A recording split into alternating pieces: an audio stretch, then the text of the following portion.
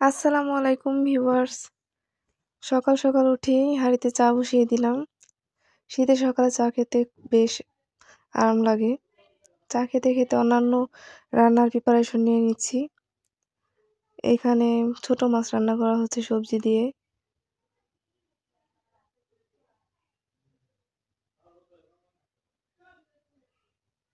ছোট মাছের এই তরকারিতে ধনিয়া পাতাটা মাস্ট দিতেই হবে।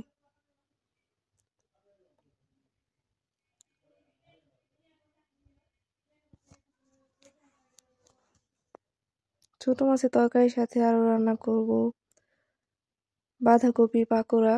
পাকোড়ার মিক্সচারটা আগে থেকে রেডি করে নিয়েছি। এখন শুধু গরম তেলে ভেজে নিচ্ছি। আর রান্না করা হচ্ছে মুরগির মাংস।